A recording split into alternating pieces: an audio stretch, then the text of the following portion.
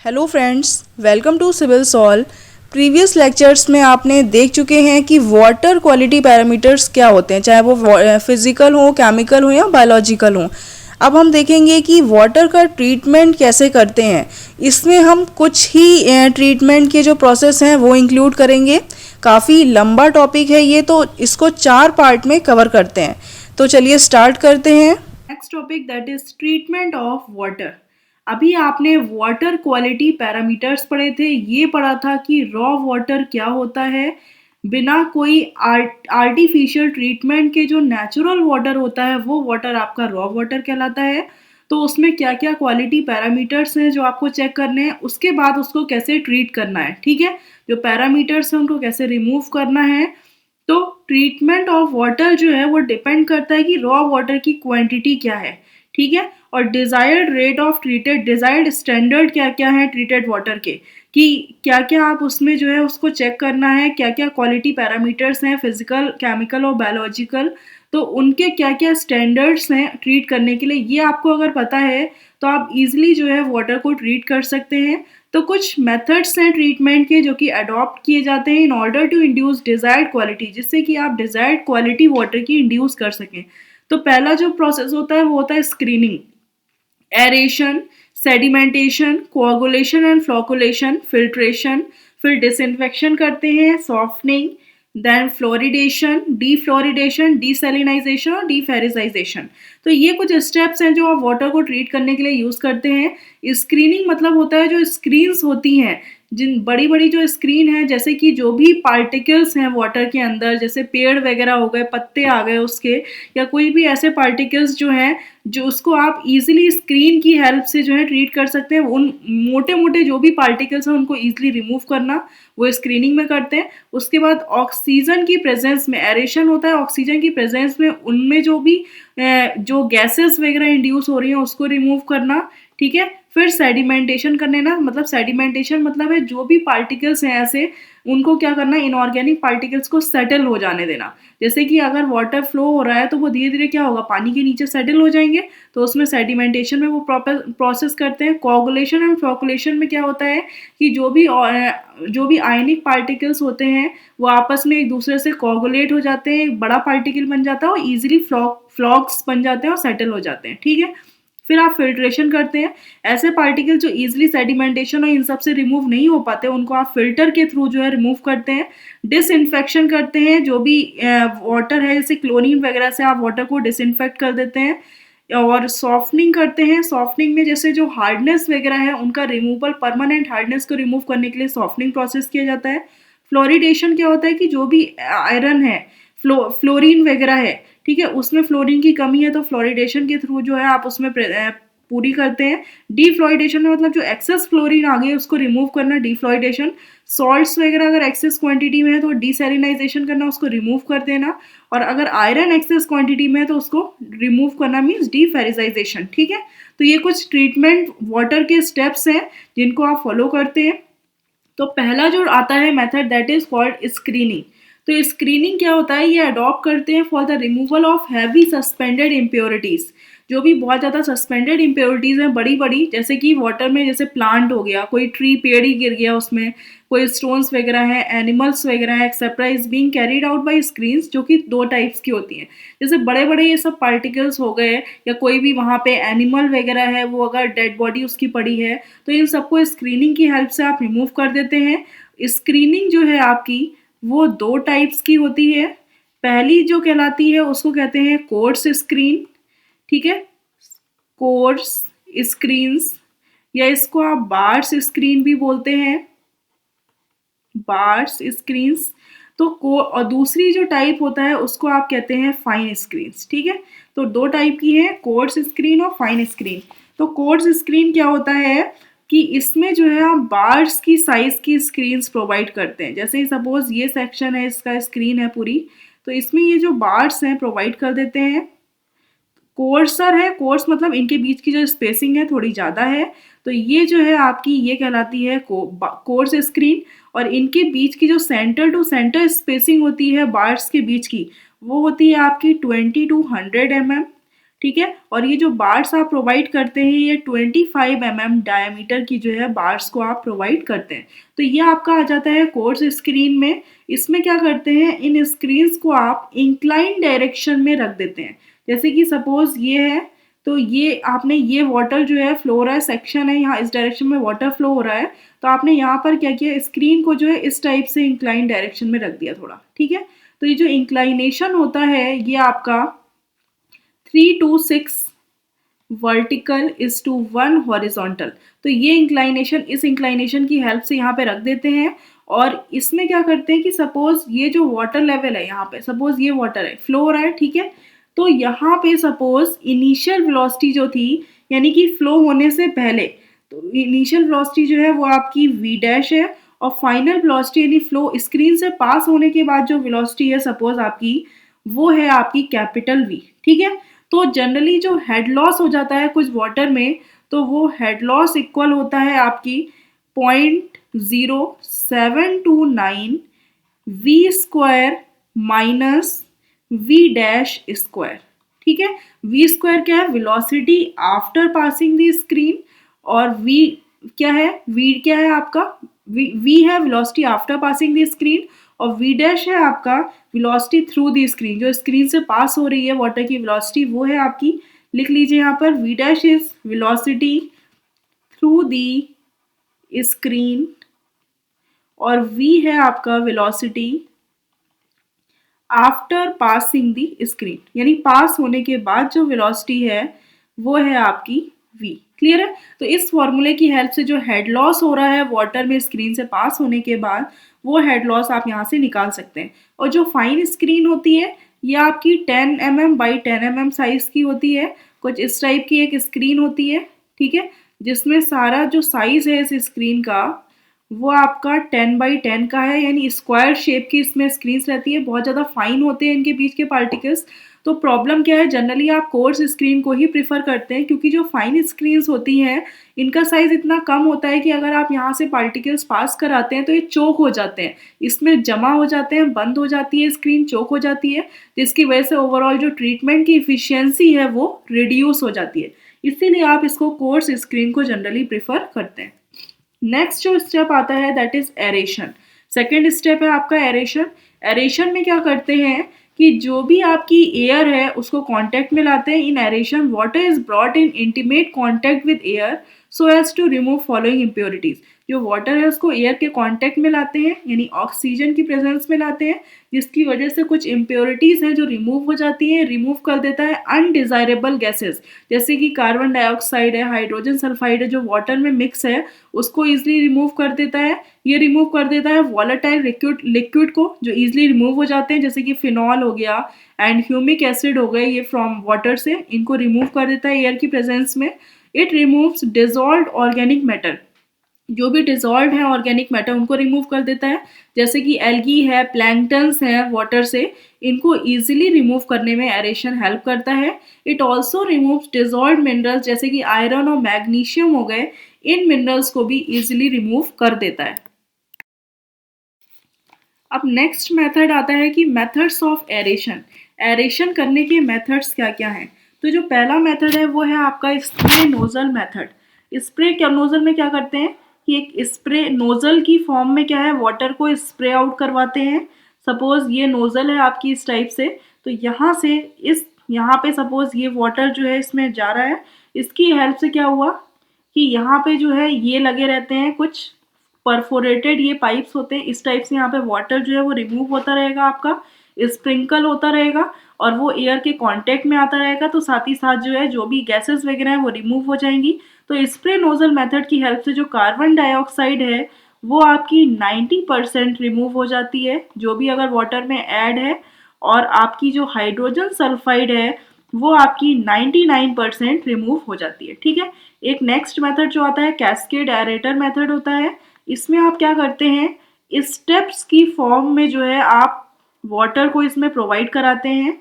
Suppose ये कुछ steps इस टाइप के बने होंगे, ठीक है। तो यहाँ पे जो है जैसे जिसको आप फाउंटेन या फुब्बारा टाइप कह सकते हैं, तो यहाँ से आपने क्या किया, इस वाटर को जो है पास कराया, ठीक है। ये जो वाटर है यहाँ से आपने ऊपर पास कराया और पास होने के बाद फाइनली क्या हुआ, ये यहाँ पे फ्लो होते होते निकल गया। तो जैसे जैसे इसका कांटेक्ट एरिया बढ़ता चला गया, सरफेस एरिया, उस हिसाब से जो है आपका ऑक्सीजन की प्रेजेंस में इनका रिएक्शन होती रही और साथ ही साथ जो गैसेस वगैरह हैं वो भी रिमूव हो गई। तो ये जो बना होता है ये आपका कंक्रीट स्ट्रक्चर होता है, कंक्रीट का स्ट्रक्चर बना होता है और यहाँ पे वाटर को फ्लो कराते हैं। एक फाउंटेन टाइप जो है वो यूज करते हैं, यानी वाटर इस टाइप का फ्लो हो रहा है जिससे सरफेस एरिया बढ़ता रहेगा और आपकी गैसेस रिमूव हो जाएंगी। तो इसमें जो गैसेस रिमूव होती हैं, जैसे कि जो कार्बन डाइऑक्साइड है वो आपकी 22 टू 45% रिमूव हो जाती है, यानी इफिशियंसी जो है उसकी 22 टू 45% है। और जो हाइड्रोजन सल्फाइड है वो यहाँ से 35% आपकी रिमूव हो जाती है। क्लियर है? तो ये आपका कैस्केड एरेटर मेथड हो गया। नेक्स्ट जो मेथड आता है वो है आपका tray tower method. Tray tower method में आप क्या करते हैं, ट्रे प्रोवाइड करते हैं, ठीक है। अलग अलग डिफरेंट साइज की जो है ट्रे को इस टाइप से आप अरेंज कर देते हैं। इसमें बीच में जो है थोड़ा सा होल रहता है। तो जनरली क्या किया आपने, इस टाइप से ट्रे को अरेंज कर दिया और यहाँ पे आपने सबसे ऊपर टॉप ट्रे जो है इसमें वाटर को फिल कर दिया। तो फाइनली क्या होगा, यहाँ से ये निकलेगा वाटर, फिर ये कॉन्टेक्ट एरिया इसका बढ़ गया, फिर यहाँ पे आ गया।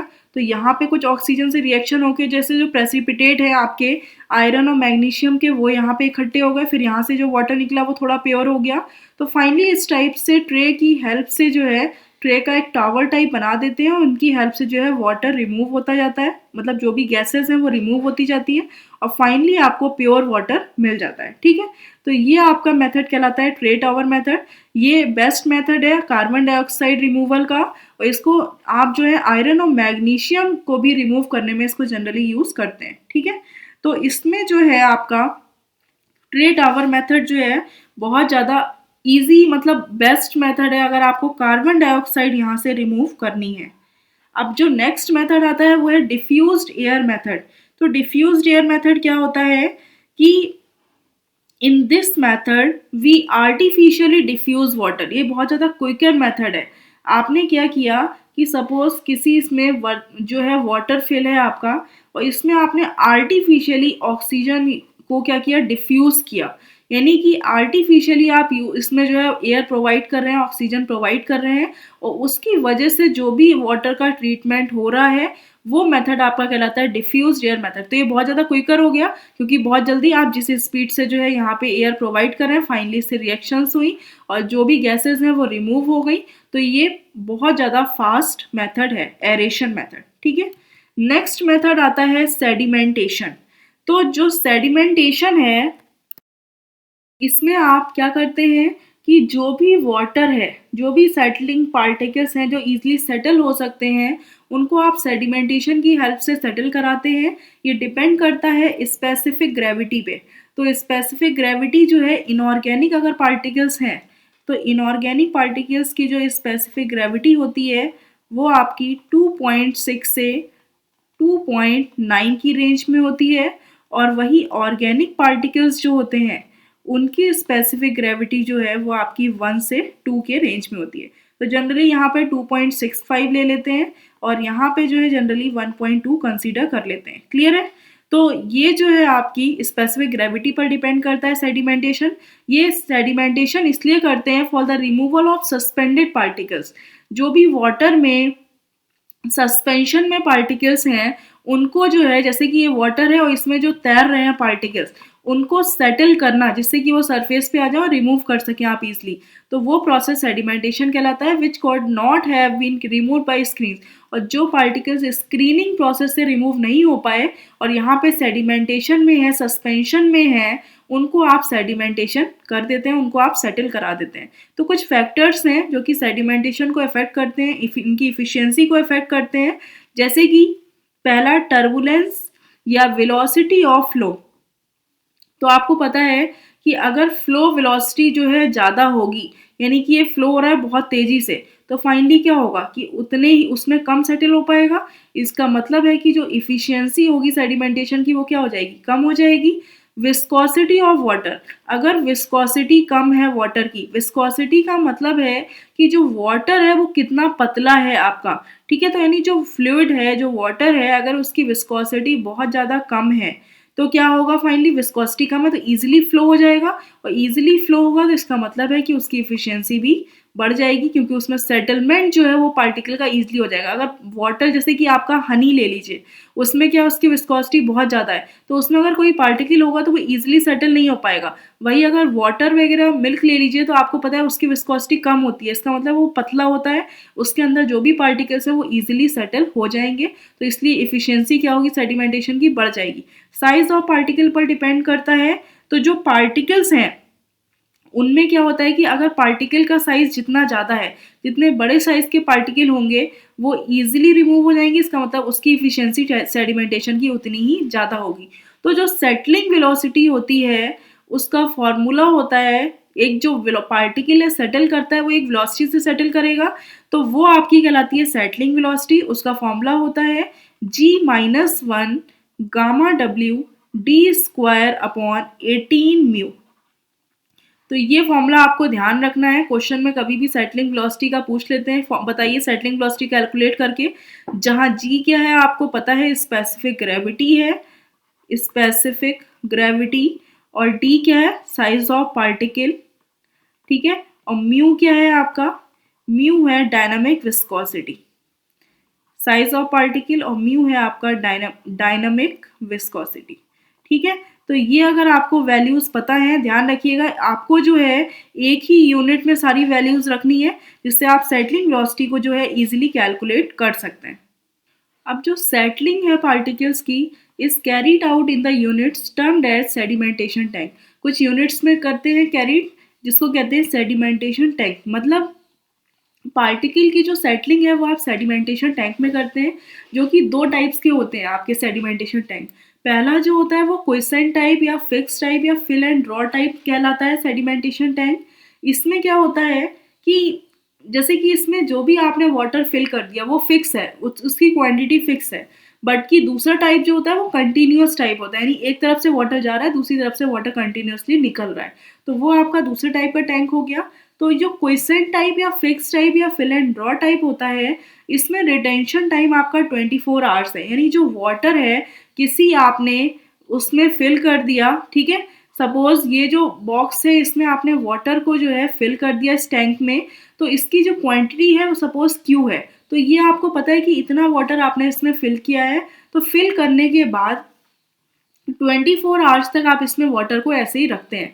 तो जब 24 आवर्स तक रखेंगे तो जो भी पार्टिकल्स होंगे वो धीरे धीरे क्या होने लगेंगे, सेट होने लगेंगे नीचे जाके। तो एट अ पर्टिकुलर टाइम, एक टाइम पे अगर आप बात करें तो 3 यूनिट्स की रिक्वायरमेंट होती है प्लांट में, क्योंकि 2 ऑपरेशनल होते हैं और एक स्टैंड बाई, यानी 2 तो वर्क कर रहे हैं और एक आप एक्स्ट्रा इसलिए रख देते हैं जिससे कि सपोज अगर एक खराब हो जाए तो आप उसको तुरंत यूज कर सकें।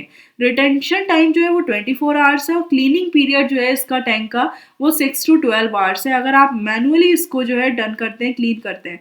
तो जो ये टैंक्स हैं डिज़ाइन किए जाते हैं for the treatment of maximum daily demand के ट्रीटमेंट के बेसिस पर, जैसे कि जो भी डिज़ाइन डिस्चार्ज है इसका, सपोज ये QD हो गया, ये डिपेंड करता है मैक्सिमम डेली डिमांड पर, ठीक है, यानी कि मैक्सिमम डेली जो डिमांड हो रही है डिस्चार्ज की उस पर डिपेंड करता है। ये इक्वल होता है 1.8 times of discharge of average daily demand, यानी जो एवरेज है डेली डिमांड का उस पर डिस्चार्ज में अगर आप 1.8 से मल्टीप्लाई कर दें तो ये आपको मैक्सिमम डिमांड मिल जाएगी। और 1.8 times of average daily demand क्या होता है कि जितनी पॉपुलेशन है उस एरिया में वो population into per capita, average per capita demand, जो एवरेज पर पर्सन जो डिमांड है वो आप अगर उसमें पॉपुलेशन से मल्टीप्लाई कर दें तो आपको एवरेज डेली डिमांड आ जाएगी टोटल, उसको 1.8 से मल्टीप्लाई करेंगे तो आपको मैक्सिमम डेली डिमांड मिल जाएगी, जो कि आपकी डिज़ाइन डिस्चार्ज होगा इस टैंक को डिज़ाइन करने का, ठीक है। तो ये फॉर्मूला है, ध्यान रखिएगा, maximum daily demand equal to 1.8 times of average daily demand. और यहाँ पे अब आपको वॉल्यूम ऑफ टैंक निकालना है, तो वॉल्यूम ऑफ टैंक क्या हो जाएगा, आपको पता है QD, यानी कि जो डिस्चार्ज हो गया आप फाइंड कर चुके हैं, इनटू डिटेंशन टाइम। अगर डिटेंशन टाइम जो है आपका रिटेन होने का जो टाइम है वो आपका 24 आवर्स है, तो आप 24 यहाँ पे लिख देंगे, लगा देंगे, मल्टीप्लाई कर देंगे तो आपको टोटल वॉल्यूम जो है वो टैंक का मिल जाएगा। नेक्स्ट जो टाइप है टैंक का, that is continuous flow type tank. यानी इसमें जो फ्लो है वाटर का वो कंटिन्यूअस है। ये दो टाइप्स के होते हैं, horizontal flow type, square, rectangle. Vertical flow type होता है वो आपका सर्कुलर होता है, ठीक है। हॉरिजॉन्टल फ्लो टाइप टैंक में क्या होता है कि इस टैंक में जो भी वाटर कंटिन्यूअसली जो फ्लो हो रहा है वो हॉरिजॉन्टल प्लेन में फ्लो हो रहा है, क्लियर है। कुछ एजम्पशंस हैं, कुछ देख लीजिए इन analysis of continuous flow type tank में।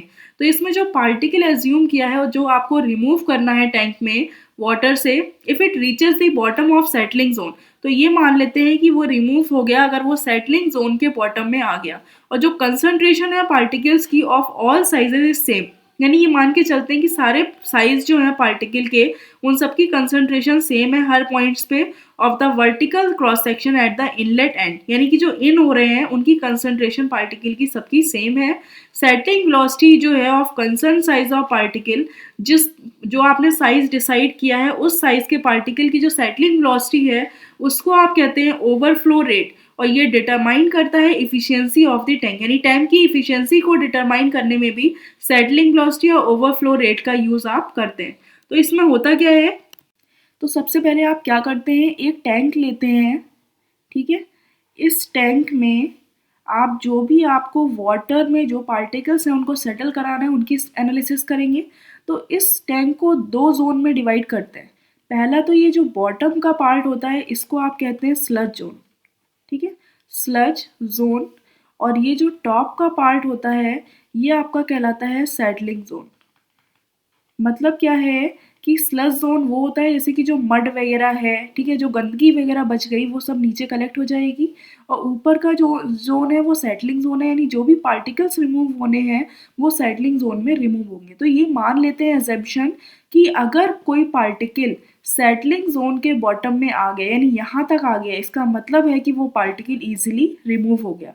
तो आपने सपोज क्या किया, यहाँ पे जो है क्यू डिस्चार्ज जो है फ्लो कराया, ठीक है। सपोज डिज़ाइन डिस्चार्ज जो था वो क्यूडी था और इस सेटलिंग जोन की जो हाइट है वो सपोज कैपिटल एच है और इस टैंक की जो लेंथ है वो कैपिटल एल है। और अगर आप इसका क्रॉस सेक्शन देखें तो कुछ इस टाइप का होगा, यानी कि जो विड्थ होगी वो सपोज आपने मान ली कैपिटल बी। तो यहाँ पर जो भी पार्टिकल आया, जैसे डिस्चार्ज आपने फ्लो कराया, सपोज ये पार्टिकल यहाँ पर आ गया, ठीक है।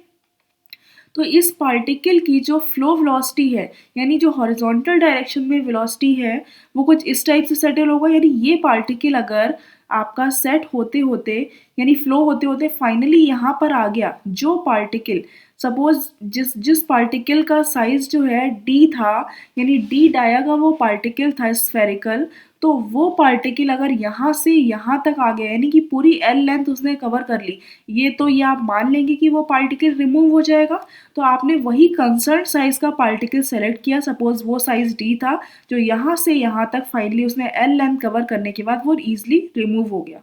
तो सपोज इसकी वेलोसिटी क्या होगी, हॉरिजॉन्टल डायरेक्शन में मान ली फ्लो वेलोसिटी वी और वर्टिकल डायरेक्शन में आपने मान ली सेटलिंग वेलोसिटी, क्योंकि इस डायरेक्शन में ही सेटल होता रहेगा, धीरे धीरे आगे बढ़ता रहेगा फ्लो। वाटर आगे फ्लो हो रहा है, पार्टिकल नीचे सेटल हो रहा है, तो फाइनली आपको कर्व ये मिल जाएगा वेलोसिटी का। तो इसको अगर आप डिफरेंशिएट इसको डिवाइड करेंगे कंपोनेंट्स में तो आपको हॉरिजॉन्टल डायरेक्शन में बी एफ और वर्टिकल डायरेक्शन में वी एस वेलोसिटी मिल जाएगी, ठीक है। तो आप ये देखिए कि सपोज जो पार्टिकल था उसमें अगर उसका डिटेंशन टाइम टी डी मान लिया, यानी वो टी डी टाइम तक यहाँ से यहाँ तक इस टैंक में रुका, ठीक है, क्योंकि कंटिन्यूसली फ्लो हो रहा है हॉरिजॉन्टल डायरेक्शन में। तो अगर वो टी डी टाइम तक यहाँ से यहाँ तक रुका तो आप इसको क्या लिख सकते हैं, टाइम इक्वल टू क्या होता है, डिस्टेंस अपॉन वेलोसिटी, ठीक है। तो टाइम यानी कि अगर आप बात करते हैं इस वेलोसिटी की, तो अगर आप क्रॉस सेक्शन की बात करें तो फाइनली अगर h हाइट कवर हुई है यानी h हाइट कवर करने में कौन सी वेलोसिटी वर्क करेगी, vs वेलोसिटी, क्योंकि ये पार्टिकल vs वेलोसिटी से नीचे आ रहा है यानी इसने h हाइट कवर कर दी vs वेलोसिटी से। तो आप क्या कर सकते हैं, h अपॉन vs लिख सकते हैं। और इसको और इक्वल टू किसके लिख सकते हैं कि अगर आप इस वेलोसिटी की बात कर रहे हैं तो इस पार्टिकल ने यहाँ से यहाँ तक कितनी डिस्टेंस कवर करी, एल डिस्टेंस कवर करी टी डी टाइम में, किस वेलोसिटी से, वी एफ वेलोसिटी से आपने इसने एल डिस्टेंस कवर करी, क्लियर है। तो यहाँ पे आप डिटेंशन टाइम को लिख सकते हैं कि अगर आप वर्टिकल हाइट में आ रहे हैं तो सेटलिंग वेलोसिटी वर्क कर रही होगी, और अगर आप हॉरिजॉन्टली वर्क कर रहे हैं यानी कि एल डिस्टेंस लॉन्गिट्यूडनल डायरेक्शन में चल रहे हैं तो उस समय कौन सी वेलोसिटी वर्क कर रही है, V F velocity overflow velocity work कर रही है, क्लियर है, फ्लो वेलोसिटी वर्क कर रही है। तो यहाँ पे अगर आप क्रॉस सेक्शनल एरिया की बात करें तो टोटल कितना डिस्चार्ज आया, क्यूडी डिस्चार्ज आया। क्लियर है। तो अगर आप बात करते हैं क्यूडी डिस्चार्ज की, तो डिस्चार्ज इक्वल टू क्या होता है, area into velocity. Discharge equal to A into V होता है। तो अगर आप क्रॉस सेक्शनल एरिया की बात करें, ठीक है, ये क्रॉस सेक्शन हो गया, तो क्रॉस सेक्शनल एरिया क्या है, बी इंटू एच। हमेशा सेटलिंग जोन में ही देखते हैं आप क्रॉस सेक्शनल एरिया। तो आप ये देखेंगे कि ये विड्थ हो गई और ये कितनी हाइट है सेटलिंग जोन की, एच। तो वी इंटू एच, और इसके रिस्पेक्ट में जो वेलोसिटी वर्क कर रही है वो कौन सी है, वी एफ। ठीक है। और इसको किसके इक्वल कर सकते हैं, अगर आप बात करते हैं बॉटम जोन के, यानी जो प्लेनर एरिया है उसका एरिया क्या होगा, विड्थ इंटू लेंथ। ठीक है। तो ये कुछ इस टाइप का आ रहा होगा, विड्थ इंटू लेंथ एरिया हो गया। और इस एरिया में कौन सी वेलोसिटी वर्क कर रही है, आपकी सेटलिंग वेलोसिटी वी एस। तो यहाँ से आप फाइनली वी एफ की वैल्यू निकाल सकते हैं। वी एफ इक्वल टू क्या होगा, या डायरेक्टली बी इंटू एच कह सकते हैं आप, Q D upon B F. ठीक है। और यहाँ पे एल इंटू बी आप कह सकते हैं Q D upon B S. तो इस टाइप से अगर आप एरिया आपको पता है, यहाँ पे एरिया फाइंड करना है आपको, डिस्चार्ज और फ्लो वेलोसिटी पता है, इसकी हेल्प से आपने निकाल ली, तो आप यहाँ पे जो है क्रॉस सेक्शनल एरिया और प्लेनर एरिया निकाल सकते हैं। तो ये जो है इस टाइप का कंसेप्ट हो गया। अब आपको ये देखना है कि कितने % पार्टिकल जो है वो रिमूव हो गए। तो सपोज अगर मैं ये कहूँ कि सपोज कोई पार्टिकल ऐसा था कि आपने तो यहाँ पे एजम्पशन माना एक कंसर्न साइज का पार्टिकल, ठीक है। तो सपोज एक पार्टिकल यहाँ पर था जो आपने कंसर्न साइज का माना, वो क्या था, डी। अब यहाँ पे सेटलिंग जोन की ही बात हो रही है। तो आपको पता था कि वो जो नॉर्मल डी साइज का पार्टिकल था उसने कितनी डिस्टेंस कवर करी थी, फुल एल डिस्टेंस कवर कर ली। तो वो यहाँ पर आ गया इसके बॉटम में, इसका मतलब है वो इजिली रिमूव हो गया। ठीक है। तो अगर मैं ये कहूँ कि एक पार्टिकल इसमें ऐसा था डी डैश जिसका साइज कंसर्न साइज के पार्टिकल से ज़्यादा था, तो इसका मतलब है कि जो भारी साइज का या बड़ा साइज का पार्टिकल होगा वो इजीली रिमूव हो जाएगा। मतलब उसका वेट क्या है, ज़्यादा है। इसका मतलब है कि वो यहाँ से यहाँ तक एल डिस्टेंस कवर ना करके कुछ कम डिस्टेंस कवर करेगा। सपोज ये डिस्टेंस एल डैश ही कवर करी उसने और इजीली रिमूव हो गया। क्लियर है।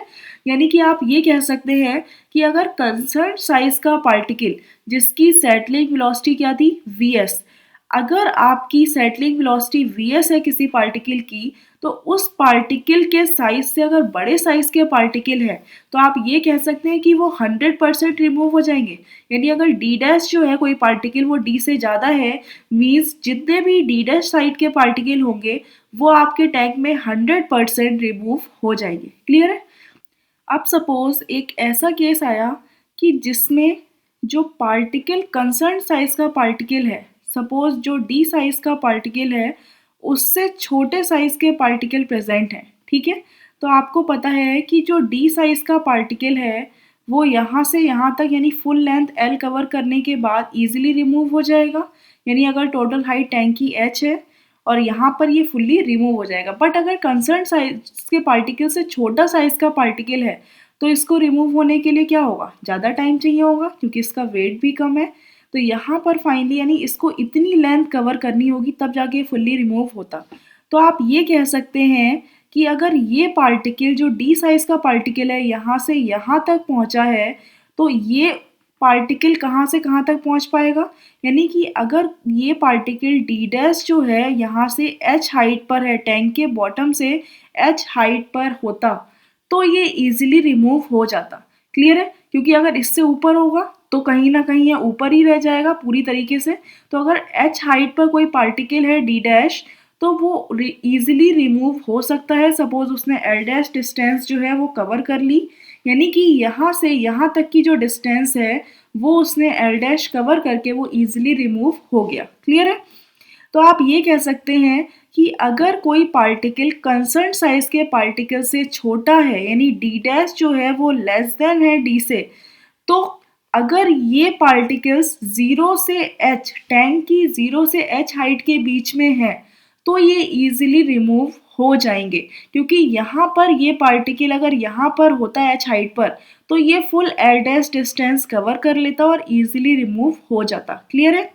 तो फाइनली आप ये कह सकते हैं कि अगर यही साइज के पार्टिकल स्मॉल एच से कैपिटल एच हाइट के बीच में होते हैं, यानी यहाँ पर कहीं भी बीच में होते, तो ये रिमूव नहीं हो पाते, क्योंकि ये सपोज यहाँ पे कोई पार्टिकल है रिमूव होता फाइनली तो इसको कुछ और लेंथ कवर करनी पड़ती। तो आपने ये देख लिया कि स्मॉलर साइज का पार्टिकल ऐसा कौन सा है, कितनी हाइट पर होना चाहिए जो पूरी डिस्टेंस कवर करने के बाद इजीली रिमूव हो जाए। तो जो भी पार्टिकल कंसर्न साइज के पार्टिकल से छोटे हैं वो फुल्ली तो रिमूव नहीं होंगे बट कुछ पार्शियली रिमूव हो सकते हैं।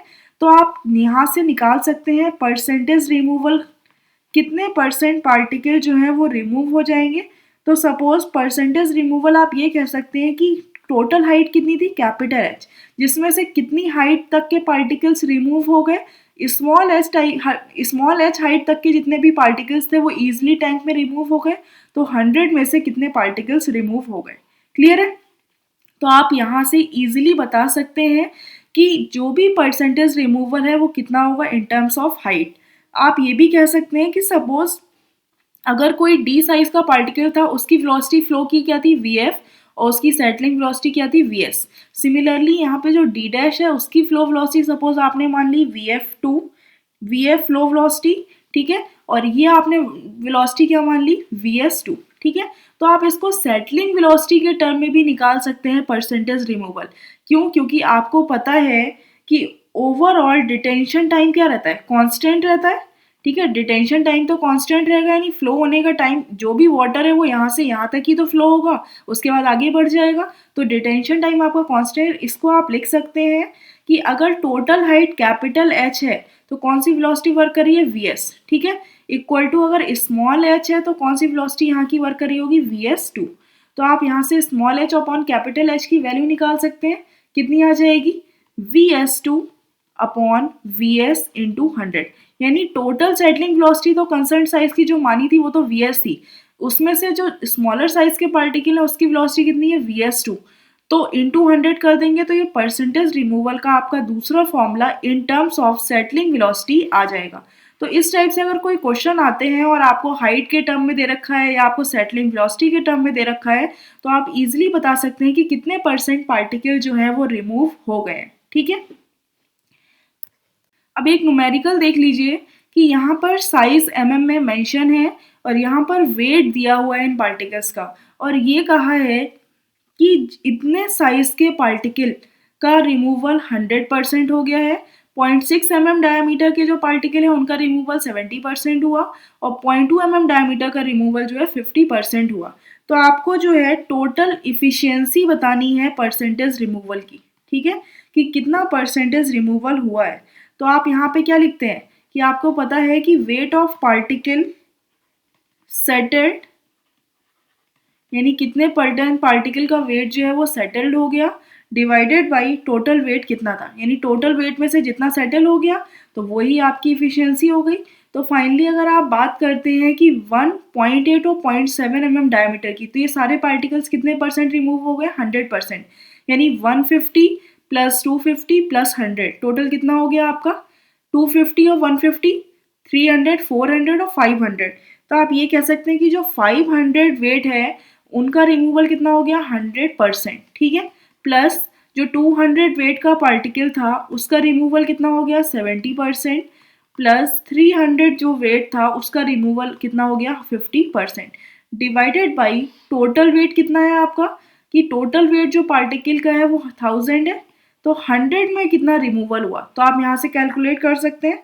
तो आपको पता चल जाएगा कि 79% जो पार्टिकल थे वो टोटली रिमूव हो गए, यानी कितनी इफिशियंसी हुई पार्टिकल की कि 79% पार्टिकल्स जो हैं वो टोटली रिमूव हो गए। नेक्स्ट क्वेश्चन देख लीजिए। A water sample has following particle distribution कुछ दिए हैं, total solids in suspended form are 1000 gram, total जो वेट है सॉलिड्स का वो कितना है 1000 ग्राम है। Overflow rate of the tank, यानी ओवरफ्लो रेट यहाँ पे सेटलिंग वेलोसिटी को आप बोल देते हैं 0.35 mm पर सेकेंड, सेटलिंग वेलोसिटी आपकी पता है आपको। Find the overall efficiency of sedimentation tank, efficiency बतानी है कितने परसेंट पार्टिकल सेडिमेंटेशन टैंक ने रिमूव कर दिए, वही इसकी इफिशियंसी हो गई। अगर 100% रिमूव कर रहा है तो 100% इफिशियंसी दे रहा है सेडिमेंटेशन टैंक। तो यहाँ पे कुछ चार्ट गिवन है जैसे कि आपका यहाँ पे पार्टिकल साइज जो है mm में गिवन है, फिर आपको क्वांटिटी गिवन है उन पार्टिकल्स की कितने परसेंट पार्टिकल जो है वो प्रेजेंट है, और यहाँ पर जो है आपको सेटलिंग वेलोसिटी जो है पार्टिकल की गिवन है। क्लियर है? तो आपके पार्टिकल हैं 0.1 mm, 0.2 mm, 0.3 mm, 0.4 mm, 0.5 mm और 0.6 mm साइज के, और इनकी जो क्वांटिटी है ये 10% प्रेजेंट है, ये 20% प्रेजेंट है, 15, 5, 30 एंड 20। ठीक है, इनकी जो सेटलिंग वेलोसिटी क्वेश्चन में गिवन है 0.2, 0.25, 0.3, 0.35, 0.4 एंड 0.5। तो आपको पता है कि सेटलिंग वेलोसिटी क्वेश्चन में सेडिमेंटेशन टैंक की कितनी गिवन है 0.35। तो आप देख रहे हैं कि सेटलिंग वेलोसिटी ये कितनी है mm पर सेकेंड में। ठीक है, ये mm पर सेकेंड में है, तो आपको पता है 0.35 ये है सेटलिंग वेलोसिटी मिल रही है। इसका मतलब है कि जो कंसर्न साइज का पार्टिकल है वो कितना है 0.4। तो आपको ये पार्टिकल मिल गया कंसर्न साइज का और इसकी वेलोसिटी 0.4 है। तो आप ये कह सकते हैं कि जितने भी इससे बड़े साइज के पार्टिकल हैं जैसे कि 0.5 और 0.6 ये तो 100% रिमूव हो ही गए होंगे जब 0.4 साइज का पार्टिकल रिमूव हो गया है, और ये जो पार्टिकल है वो पार्शियली रिमूव हुए होंगे। तो आपको टोटल परसेंटेज रिमूवल बताना है, तो आप कह सकते हैं कि जो परसेंटेज सेटलमेंट है, परसेंटेज सेटलमेंट ऑफ इससे छोटा साइज का कौन सा है 0.3, यानी 0.3 mm साइज पार्टिकल का कितना परसेंट सेटलमेंट हुआ। तो आपको पता है कि स्मॉलर साइज अगर होता है यानी कंसर्न साइज से स्मॉलर साइज का पार्टिकल है तो फॉर्मूला रिमूवल का क्या होता है कि Vs2 अपॉन Vs इंटू 100। तो ये फॉर्मूले से आप बता सकते हैं। तो आपको पता है सेटलिंग वेलोसिटी कितनी है Vs2 यानी कि इस पार्टिकल की सेटलिंग वेलोसिटी कितनी है 0.3 अपॉन कंसर्न साइज की सेटलिंग वेलोसिटी कितनी है 0.35 इंटू 100। तो ये तो हो गया ओवरऑल परसेंटेज सेटलमेंट या परसेंटेज रिमूवल। लेकिन ये पार्टिकल टोटल कितने परसेंट प्रेजेंट है, यानी 100 में सिर्फ 15% ही पार्टिकल प्रेजेंट है। तो आप यहाँ पे इनका 15% निकाल सकते हैं, 100% तो ये प्रेजेंट नहीं है, तो इनका 15%। तो ओवरऑल कितनी वैल्यू आ जाएगी 12.85। ठीक है, सिमिलरली आप निकाल सकते हैं कि percentage removal of 0.2 mm size particle, यानी कि 0.2 mm साइज पार्टिकल का परसेंटेज रिमूवल क्या होगा, इसकी सेटलिंग वेलोसिटी यानी 0.25, जो 0.2 mm पार्टिकल की सेटलिंग वेलोसिटी कितनी है 0.25 mm, 2.25 और डिवाइडेड बाई Vs कितना है 0.35 इंटू 100। और ये पार्टिकल प्रेजेंट कितने परसेंट है, सिर्फ 20% क्वांटिटी में प्रेजेंट है। तो इनका 20% आप निकालें कि 20% पार्टिकल की जो वेलोसिटी है सेटलिंग वेलोसिटी वो इतनी है, तो कितने परसेंट 20% पार्टिकल में से कितने परसेंट पार्टिकल रिमूव हो गए। तो आप यहाँ पे बता सकते हैं सॉल्व करके कि 14.28% पार्टिकल जो है वो ईजिली रिमूव हो गए। फिर आप नेक्स्ट निकाल सकते हैं percentage particle settlement of 0.1 mm size particle. ठीक है, तो इसका कितना हो जाएगा, सेम सेटलिंग वेलोसिटी कितनी है 0.2 डिवाइडेड बाई 0.35 इंटू 100, और ये पार्टिकल कितने परसेंट प्रेजेंट है 10% पार्टिकल सिर्फ प्रेजेंट है। ठीक है, तो 10% पार्टिकल की सेटलिंग जो है इतने परसेंट रिमूव हो गए, तो टोटल जो रिमूवल है 5.74% रिमूवल हो गया। ठीक है, अब आप ये कह सकते हैं कि जो परसेंटेज सेटलमेंट है ऑफ पार्टिकल साइज 0.4, 0.5 एंड 0.6, तो आपको पता है इन पार्टिकल्स का जो रिमूवल है वो कितना है, टोटल 100% हो चुका है, ये भी पार्टिकल 100% रिमूव हो गया इससे बड़े साइज के। लेकिन इनके ये प्रेजेंट कितने हैं, सिर्फ 5% प्रेजेंट है, और ये 30 और ये 20। तो आप निकाल सकते हैं कि इन पार्टिकल में 100% पार्टिकल सेटल हो गए, तो सिर्फ 5% जो है पार्टिकल जो थे वो पूरे पूरे सेटल हो गए, और 30% इनकी क्वांटिटी थी, ये 30% पार्टिकल थे इस साइज के, ये भी पूरे पूरे सेटल हो गए, और ये 20% थे, ये पूरे पूरे सेटल हो गए। तो टोटल अगर आप इनका सम करें तो कितना आ जाएगा, आप कह सकते हैं 55% पार्टिकल जो है वो 100% सेटल हो गए। क्लियर है? तो ओवरऑल अगर आप टोटल सेटलमेंट परसेंटेज में बताते हैं तो फाइनली क्या हो जाएगा, यहाँ पे मैं लिख दे रही हूँ टोटल सेटलमेंट कितना होगा, टोटल सेटलमेंट इन सब का सम कर लीजिए, ये 12.85, 14.28, 5.714 और 55%। तो आप ये कह सकते हैं कि सेडिमेंटेशन टैंक की जो इफ़िशियंसी है वो 87.85% है, क्योंकि ये सिर्फ 87.85% पार्टिकल ही रिमूव कर पाया है। क्लियर है? इसने कंप्लीटली रिमूव इतने परसेंट पार्टिकल्स ही करे हैं। अब नेक्स्ट टर्म आता है design data for sedimentation tank. तो ये बहुत ही ज़्यादा इम्पॉर्टेंट टॉपिक है, आपके कन्वेंशनल में पूछ लेते हैं कि सेडिमेंटेशन टैंक की डिज़ाइन करिए। ठीक है, तो सबसे पहला जो टर्म है वो है ओवरफ्लो रेट। तो ओवरफ्लो रेट जो है वो अगर आपका, सबसे पहले आप ओवरफ्लो रेट निकालेंगे। तो फॉर प्लेन सेडिमेंटेशन, अगर आप प्लेन सेडिमेंटेशन कर रहे हैं तो सिंपली आप ओवरफ्लो रेट को 12,000 से 18,000 लीटर पर मीटर स्क्वायर पर डे जो है आप कंसीडर करेंगे। ये यूनिट आपको ध्यान रखनी है, लीटर पर मीटर स्क्वायर पर डे में है 12,000 से 18,000। वही अगर आप कोआगुलेशन एडेड सेडिमेंटेशन कर रहे हैं, यानी कि इसमें कोआगुलेशन के साथ जब आप सेडिमेंटेशन कर रहे हैं तब जो आप डेटा लेंगे तो ओवरफ्लो रेट जो है वो आपका थोड़ा बढ़ जाएगा। तब उस केस में ओवरफ्लो रेट आप कंसीडर करेंगे 24,000 टू 30,000 लीटर पर मीटर स्क्वायर पर डे। ठीक है, तो ये वैल्यूज आपको ध्यान रखनी है। तो फाइनली जो है जो प्लान एरिया आएगा आपका वो क्या हो जाएगा, आपको पता है कि फाइनली क्या होता है बी इंटू एल, यानी जो बॉटम का एरिया है वो कितना है बी इंटू एल। ये किसके इक्वल हो जाएगा Q D divided by overflow rate. Overflow rate क्या होता है सेटलिंग वेलोसिटी जस्ट। ठीक है, तो आपको अगर डिस्चार्ज क्वेश्चन में गिवन है ओवरफ्लो रेट आपने एज्यूम कर लिया है तो आप प्लान एरिया बता सकते हैं कितना आ जाएगा। फिर उसके बाद जो सेकेंड टर्म में आप निकालते हैं वो आप निकालते हैं डिटेंशन टाइम, यानी कि कितने टाइम तक वाटर जो है वो आपके टैंक में रहा।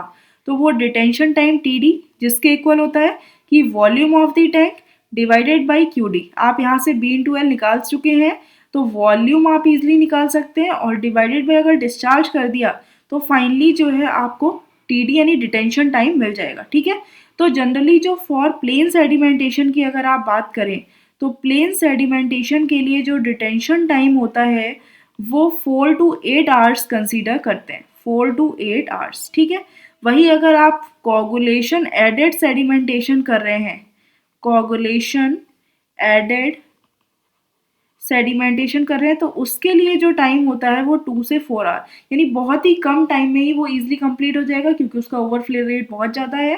तो यानी जल्दी ही कम टाइम में मिक्सिंग वगैरह करके जो है आप उस टाइप से कंसीडर करके करते हैं सेडिमेंटेशन, तो 2 से 4 आवर्स जो है वो लगते हैं। तो टोटल वॉल्यूम यहाँ पे कितना हो जाएगा आपको पता है T D into Q D. ठीक है, तो यहाँ से आप हाइट निकाल सकते हैं कि आपको ओवरऑल वॉल्यूम क्वेश्चन में सपोज गिवन है, यहाँ से बी इंटू एल आपको प्लान एरिया आप वहाँ से निकाल चुके हैं। हाइट क्या हो जाएगी v upon B into L, यानी कि ओवरऑल हाइट यहाँ पे क्या हो जाएगी, टोटल वॉल्यूम क्वेश्चन में गिवन है और आपको प्लान एरिया आप निकाल चुके हैं, अगर आप इससे डिवाइड कर देंगे तो टोटल आपको हाइट भी मिल जाएगी। ठीक है, और यहाँ पे आप डिटेंशन टाइम इजिली फाइंड कर सकते हैं इस फॉर्मूले की हेल्प से। अब जो नेक्स्ट आप थर्ड पार्ट में निकालेंगे वो है आपका horizontal velocity of flow. Horizontal velocity of flow, आपको यही सब फॉलो करना है स्टेप्स को और आप सेडिमेंटेशन टैंक की डिज़ाइन इस टाइप से कर देंगे। तो हॉरिजॉन्टल वेलोसिटी क्या होती है वीएफ होती है। तो जो वीएफ की वैल्यू लेते हैं वो 0.15 से 0.9 मीटर पर मिनट की रेंज में कंसीडर करते हैं। तो जनरली जो वैल्यू ले लेते हैं वो आप ले लेते हैं 0.3 मीटर पर मिनट। ठीक है, या आप ये कह सकते हैं कि 5 mm पर सेकेंड, चाहे आप ये वैल्यू ले लीजिए या 0.3 मीटर पर मिनट, इसको सॉल्व करके 5 mm पर सेकेंड। तो यहाँ से आपको अगर फ्लो वेलोसिटी पता है तो L निकाल सकते हैं। L इक्वल टू क्या हो जाएगा VF इंटू टी डी, जहाँ के आप पीछे देख चुके हैं टी डी इक्वल टू क्या होता था L अपॉन BF। तो इस फॉर्मूले की हेल्प से जो है आप length of the tank consider कर सकते हैं। नेक्स्ट जो स्टेप आता है वो आपका आता है विड्थ ऑफ टैंक, यानी कि टैंक की विड्थ कितनी होगी। तो ओवरऑल आपको पता है L बाई बी का जो रेशियो होता है सेडिमेंटेशन टैंक में वो 4 होता है, ये आपको ध्यान रखना है।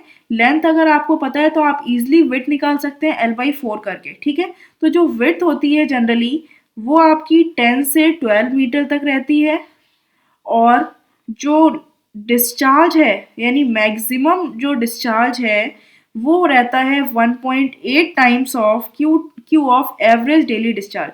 यानी मैक्सिमम डेली डिस्चार्ज कितने टाइम्स होता है एवरेज डेली डिस्चार्ज के? 1.8 times of average daily discharge.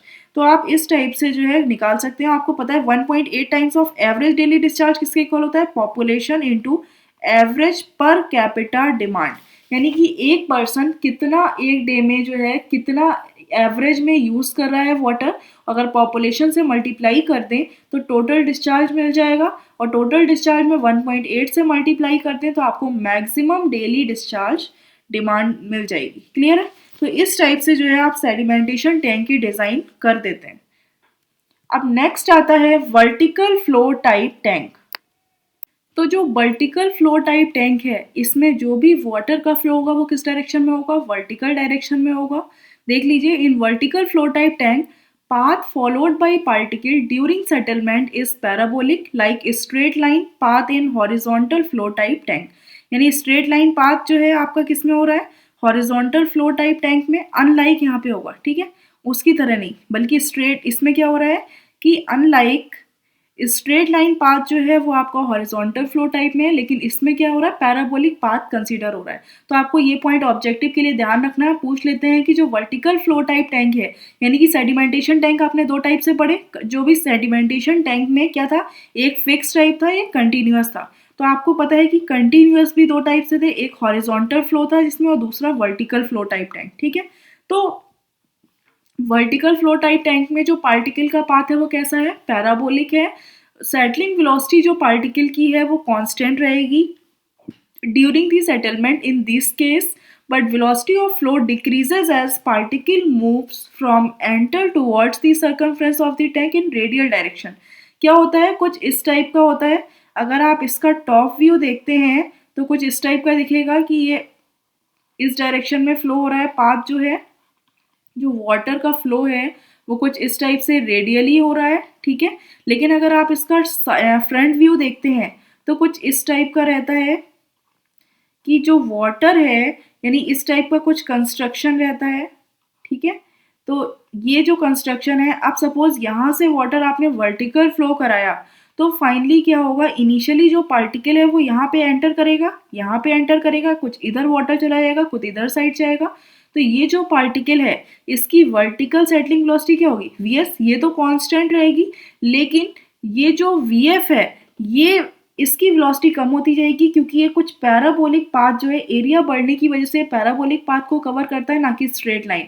तो जब ये पैराबोलिक पाथ को कवर करता है तो जो वीएफ की वेलोसिटी है यानी फ्लो वेलोसिटी है वो जैसे जैसे आप बाहर जाएंगे, ठीक है, सर्कमफ्रेंस की तरफ जाएंगे, ये सर्किल टाइप है तो इसकी तरफ जाएंगे तो फाइनली वेलोसिटी वीएफ की क्या होती जाएगी? कम होती जाएगी। तो ऑब्जेक्टिव में ये क्वेश्चन पूछ लेते हैं कि जो सेटलिंग वेलोसिटी है पार्टिकल की वो कैसी है? कांस्टेंट है during the settlement in this case. यानी पूरे इस केस में जो सेटलमेंट के टाइम पे जो सेटलिंग वेलोसिटी रहेगी वो तो कांस्टेंट रहेगी, लेकिन जो वेलोसिटी ऑफ फ्लो है वो decreases as particle moves from enter towards the circumference. यानी जो पार्टिकल मूव्स कर रहा है एंट्री से टुवर्ड्स दी सर्कमफ्रेंस, जैसे जैसे आगे जा रहा है वीएफ की वेलोसिटी क्या होती जा रही है? डिक्रीज होती जा रही है इन रेडियल डायरेक्शन, ठीक है, due to increase in area of flow. Area of flow बढ़ने की वजह से जो है इसकी वेलोसिटी वीएफ की क्या होती जा रही है? कम होती जा रही है, और ये जो है पैराबोलिक पाथ को फॉलो करेगा। तो ये पॉइंट आपको ध्यान में रखना है ऑब्जेक्टिव के लिए। तो जो वॉल्यूम ऑफ दिस टैंक है उसको एक स्टैंडर्ड रिलेशन से कंप्यूट करते हैं। वॉल्यूम क्या होता है? D square 0.0111D plus 0.785 of H, ठीक है। तो वॉल्यूम होता किसके इक्वल है? डिजाइन डिस्चार्ज के इंटू डिटेंशन टाइम के। तो यहाँ पे जो प्लान एरिया होगा π/4 इंटू डी स्क्वायर, ठीक है, ये आपका क्या है? प्लान एरिया, सर्किल है, V इक्वल हो जाएगा design discharge divided by overflow rate, यानी जो सेटलिंग वेलोसिटी है, ठीक है। तो इसकी हेल्प से जो है आप वर्टिकल फ्लो टाइप की टैंक की डिजाइन कर सकते हैं। एक न्यूमेरिकल देख लीजिए कि determine the surface area of settling tank.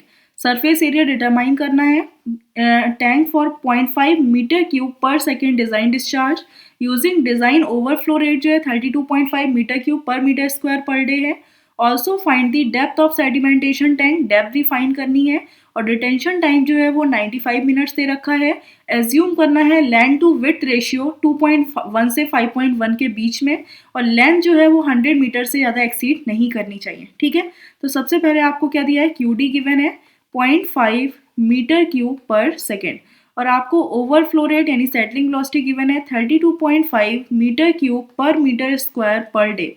तो आप इसको पर सेकेंड में कन्वर्ट कर सकते हैं। तो 32.5, ये तो मीटर कैंसिल हो जाएगा, पर डे को क्या किस में कन्वर्ट कर सकते हैं, सेकेंड में। तो एक दिन में कितना होता है 24 आवर्स, एक आवर में 60 मिनट्स और एक मिनट में 60 सेकेंड्स। तो ये किस में आ जाएगी, मीटर पर सेकेंड में। ठीक है, तो आपको पता है कि प्लान एरिया कितना होता है, आपको सबसे पहले प्लान एरिया सरफेस एरिया बताना है। तो इसकी वैल्यू क्या होती है, Q D upon V S, यानी एल इंटू बी होता है ये एरिया। तो एल इंटू बी आपका कितना आ जाएगा, design discharge 0.5 divided by settling velocity 32.5 into 24 into 60 into 60। ठीक है, तो जब आप इसको सॉल्व करेंगे तो 1329.23 मीटर स्क्वायर जो है आपका प्लान एरिया आ गया। अब also find the depth of sedimentation tank, depth find करनी है, और डिटेंशन टाइम टी डी कितना गिवन है आपको, 95 मिनट्स जो है डिटेंशन टाइम गिवन है। ठीक है, तो आपको पता है डिटेंशन टाइम, आपको पता है डिस्चार्ज, आपको पता है वॉल्यूम ऑफ टैंक निकाल सकते हैं। वॉल्यूम ऑफ टैंक कितना हो जाएगा, V equal to T D into Q D. ठीक है, तो टी डी कितना है, 95 मिनट्स है, तो 95 मिनट्स को सेकेंड में कन्वर्ट कर सकते हैं इंटू 60 से, और डिजाइन डिस्चार्ज कितना है 0.5 मीटर क्यूब पर सेकेंड। तो ओवरऑल वॉल्यूम ऑफ टैंक कितना आ गया, 2850 मीटर क्यूब। अब आपको वॉल्यूम पता है, प्लान एरिया पता है, डेप्थ ऑफ टैंक निकाल सकते हैं। H इक्वल टू क्या हो जाएगा, volume divided by plan area यानी L इंटू बी। ठीक है, तो आपको पता है टोटल वॉल्यूम कितना है 2850, प्लान एरिया है 1329.23। तो फाइनली आपको H की हाइट मिल जाएगी 2.14 मीटर। ठीक है, तो एज्यूम करना है अब लेंथ टू विड्थ रेशियो 2.1 से 5.1। तो आपने सपोज एज्यूम कर लिया, यहाँ पे सॉल्व कर दे रही हूँ कि assume L by B equal to 4 है, आपने कोई भी बीच की वैल्यू 4 मान ली, तो यहाँ से लेंथ कितनी आ जाएगी, लेंथ इक्वल टू क्या हो जाएगा 4b, यानी कि ओवरऑल आप क्या लिख सकते हैं, L equal to 4 times of B। तो यहाँ पे आपको पता है कि टोटल वॉल्यूम कितना गिवन है, total plan area L into B कितना है, L इंटू बी आपको गिवन है 1329.23, और L इक्वल टू क्या लग सकते हैं 4b, 4b into B equal to कितना आ गया 1329.23। तो फाइनली यहाँ से विड्थ आपकी आ गई 18.2 मीटर। ठीक है, और यहाँ से 18.2 मीटर विड्थ आ गई, और लेंथ कितनी आ गई, लेंथ आ गई आपकी 72.9 मीटर। यानी आपने हाइट भी निकाल ली, लेंथ भी निकाल ली, और विड्थ, और आपने देखा जो लेंथ है वो 100 मीटर से एक्सीड नहीं कर रही है, 100 मीटर से कम है। इसका मतलब है ये डिज़ाइन कंप्लीट हो गई, ओके हो गई। लेंथ 72.9, विड्थ 18.2 और हाइट 2.14 मीटर। ठीक है, नेक्स्ट क्वेश्चन है, in a continuous flow settling tank 3.5 metre deep, यानी जो डेप्थ है वो कितनी दी है 3.5 मीटर, टैंक की 65 मीटर लॉन्ग, यानी जो लेंथ है वो 65 मीटर गिवन है। Flow velocity of water as 1.22 meter per second, water की फ्लो वेलोसिटी यानी वीएफ की वैल्यू दी है 1.22 meter per second. What size of particle of specific gravity, यानी कि G इक्वल टू 2.65 गिवन है, may be efficiently remove if nu of water, यानी kinematic viscosity water की 0.01 centimeter square per second given है। ठीक है, तो वो D की वैल्यू पूछ रहे हैं, कितने साइज का पार्टिकल जो है वो रिमूव हो जाएगा। तो फाइनली सेटलिंग वेलोसिटी का फॉर्मूला क्या होता है, G-1 gamma W D square upon 18 mu, और आपको पता है काइनेमेटिक विस्कोसिटी क्या होता है, dynamic viscosity divided by rho W। तो ये आपका न्यू का फॉर्मूला होता है, और गामा W क्या होता है, रो W इंटू G। ठीक है, तो आप इसको क्या लिख सकते हैं, G-1, इसको ब्रेक कर दिया रो W इंटू G में, और रो को जो है डिवाइड में भेज दिया, तो फाइनली क्या आ जाएगा G D square divided by 18 new. तो न्यू ऑफ वाटर जो है mu of water divided by rho W, तो ये फाइनली फॉर्मूला आ गया। तो अगर आपको सेटलिंग वेलोसिटी की वैल्यू पता चल जाए, जी आपको गिवन है, स्मॉल जी की वैल्यू आपको पता है, न्यू ऑफ वाटर आपको पता है, तो आप इजीली डी की वैल्यू निकाल सकते हैं। अब आपको गिवन क्या है क्वेश्चन में, फ्लो वेलोसिटी गिवन है, लेंथ गिवन है और डेप्थ गिवन है। तो आपको पता है डिटेंशन टाइम क्या रहता है, कांस्टेंट रहता है। तो ये किसके इक्वल होता है, या तो L upon overall V F के या equal to H upon V S. ठीक है, तो यहाँ से आप सेटलिंग वेलोसिटी निकाल सकते हैं, क्या आ जाएगी H upon L into V F. H क्या है, ओवरऑल डेप्थ कितनी है 3.5 मीटर, लेंथ है 65 मीटर और वी एफ जो है 1.22 मीटर पर सेकेंड। तो यहाँ से जो आपकी सेटलिंग वेलोसिटी आ गई 6.569 इंटू 10⁻⁴ -4 मीटर पर सेकेंड, ये सेटलिंग वेलोसिटी की वैल्यू आ गई। तो यहाँ पे अगर आप पुट कर दें तो क्या आ जाएगा 6.569 इंटू 10⁻⁴। ध्यान रखिएगा यूनिट एक ही रखनी है। स्पेसिफिक ग्रेविटी कितनी है 2.65 -1, जी की वैल्यू कितनी होती है 9.81। ठीक है, इंटू डी की वैल्यू आपको कैलकुलेट करनी है डिवाइडेड बाई 18 और गामा डब्ल्यू कितना है 0.01 सेंटीमीटर स्क्वायर है। इसको मीटर स्क्वायर यानी एमकेएस में सारी वैल्यूज रख रहे हैं। तो फाइनली आप 0.01 सेंटीमीटर स्क्वायर को मीटर स्क्वायर में कन्वर्ट करेंगे तो क्या करेंगे 10⁻⁴ से मल्टीप्लाई कर देंगे।